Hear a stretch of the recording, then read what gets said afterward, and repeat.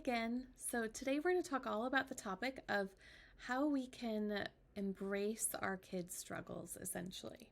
So, I know this is a little bit tricky because for parents, so often, we feel that if there's a problem going on with our kids or they're having a challenge or a struggle, we really want to help them solve it. We really want to like jump right in and be like, okay, what can we do? How can we make this better? And I really understand that. And I love that about parents. I love that kids are so supported these days.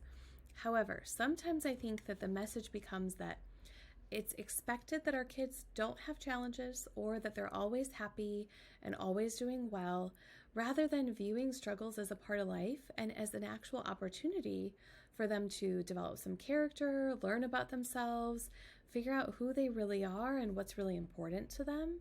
This comes up often in our office where parents will come in and they'll say things like, well, my child is having these symptoms. Maybe they're feeling depressed. And they say, like, it's because they don't have any friends. And then they say, well, I think that they're really struggling socially because, they haven't really figured out how to be kind to other people or something like that, right? And in my head, I'm thinking, well, yes, this makes sense because their feelings of sadness or loneliness, that's really related to their social connectedness. And it's a sign, it's a cue in their environment that they need to shift something about how they're relating to people. And that can be hard to do. And I support bringing your kid in for therapy and for some support if that's what's going on for them.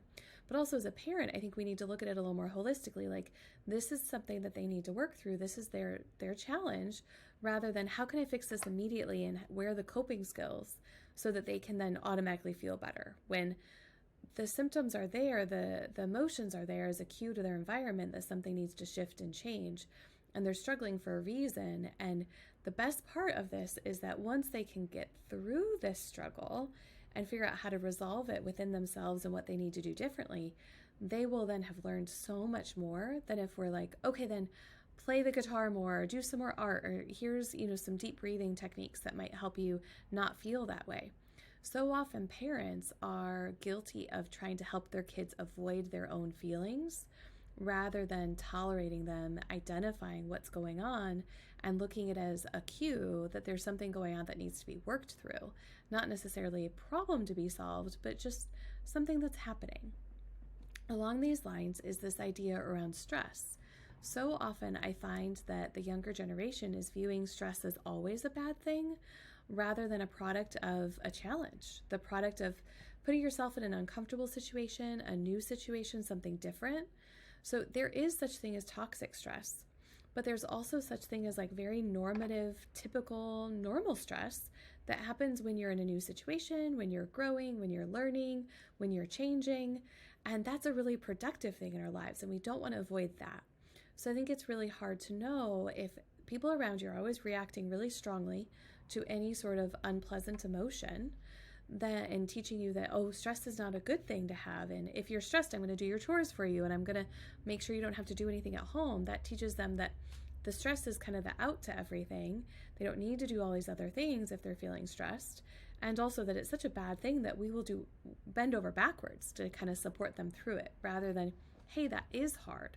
How do you think you can juggle things differently? How do you think you can manage this in a better way? Or even just letting them figure it out a little bit more on their own, because that's a really important part. Often I find that we step in when our kids are struggling because we are having a lot of worry or anxiety about what could possibly happen if we don't. So for example, maybe you have a teenager and you've always woken them up in the morning, which is not a great habit, unfortunately. I really love in elementary school, I think we need to teach our kids to learn how to wake up with an alarm.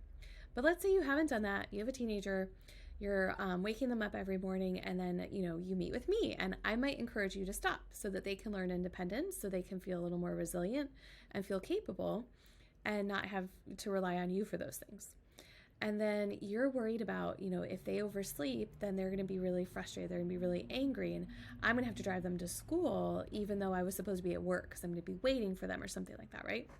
So what I would encourage parents to do is to say, like, that is actually not my problem to always solve. It is okay for your kid to have some of the consequences of their own actions, especially natural consequences. And we shouldn't be diving in and doing anything about it because, parents can kind of spiral on their worries. They'll say, well, I don't want them to be late because then they'll get a tardy, or, I don't want them to be late all the time, or they'll miss this certain period, and then they'll forget to do the homework, or they'll be behind, and then they'll fail, and then what if they fail, and then they won't go to college, and then what's going to happen next? And a lot of it is about avoiding discomfort, avoiding consequences, which are, yes, if you routinely miss a certain class and you're not turning in the homework, you might fail. And it's important for our kids to kind of figure out how they're going to be motivated to change those things and to solve those problems rather than having us dive in and solve the problems for them. So, in order to help us tolerate our kids' struggles and challenges, we really need to be managing our anxiety. We need to be recognizing our anxiety as such, recognizing when we're feeling worried, and that is a natural thing in parenting. We care so much. I care so much. I worry. I have these feelings as well. And I also can recognize that that's just me. That's my internal experience. That does not necessarily mean that there's something wrong, that there's something I need to do, and that there's something that I need to kind of rescue my son from. Part of this is knowing that this is his own process of learning and not a sign that there's a challenge or a problem or anything else. Also, when parents tend to be more worried, one of the things that we do is we tend to over-communicate those fears to our children. So this can show up in many different ways. This can show up as a teenager who's at home and the parents are saying, I don't think you'll ever be able to wake up on your own. What are you going to do when you're in college? What are you going to do when you have a job? Like, will I have to call you every day? And I understand that train of thought, by the way. But what it really tells our kid is that we do not think that they are capable. We don't think that they can do this thing without us. And if they're not capable of waking up in the morning, they definitely are not going to feel capable of many of the other adult responsibilities that go along with waking themselves up in the morning, right? They can't do that. They probably don't feel like they can pay a bill or make enough money or whatever. So we're accidentally undermining their ability to feel confident and secure with themselves by expressing so much of our concerns. When a better way to phrase it would be to say, hey kiddo, let's talk about this. I think I've been helping you a little too much for a little too long with waking up in the morning. I'd like to walk you through the steps of figuring this out. Or what do you think we could do to help you wake up in the morning? What strategy do you want to try first? There's many that work for different people, and I don't necessarily know what it is, but I'm going to need you to start taking this responsibility from me. Sometimes it's going to go well, sometimes it's not, and that's okay. I expect that. That's a part of learning. It's totally fine. Do you remember when you were learning to tie your shoes? Sometimes you got it right, sometimes you didn't. That's okay. So that's how we want to approach these things. And then we want to tell them, I have faith that you can do this. I have made a mistake in the way that I've been doing things and not trusting that you could do this on your own. And you are a capable person. You 100% can figure this out. I believe in you. Those are the kinds of messages we want to give our kids. Even if we know that they're probably going to oversleep and it's probably going to be a mess in the beginning, we want to let them know that's okay. That's part of the process. And we don't need to freak out about it, essentially. So if we can communicate more faith in our children, they will have more faith in themselves, and then they will show up as more capable people. So often we want them to already kind of be capable before we pull the supports back. We want the kid to say, like, I'm ready to wake myself up in the morning, and then they set their own alarm and they wake up and they never have a problem. That's not often how learning goes, so we need to gauge our expectations and understand that they are going to learn in their own way and that we don't need to be so worried about it. If we are so worried that we're not allowing them to solve the problem, we're most likely not ever allowing them to solve the problem, and then they truly will not be as independent or capable as we know that they are. So another note that I wanted to make regarding how we can manage our anxiety as parents is really trying to work on managing our feelings of overwhelm in our schedules.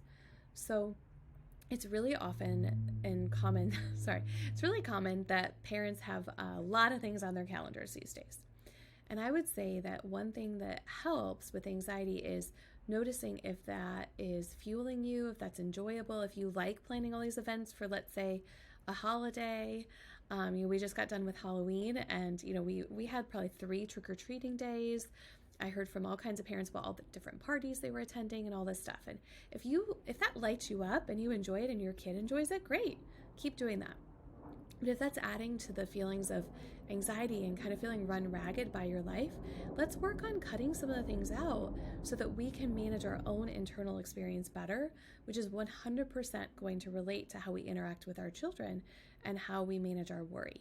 if we don't have bandwidth for our own emotions and to be able to take time to process them and reflect on them and understand what we're doing so we can be more intentional as parents, then we are, if we can't do that, then we're not really going to be successful in shifting the patterns that are in our families, unfortunately. So we need a little bit of time to do that. And this might be a good opportunity to reflect on what you're doing too much of and what you might be able to cut out.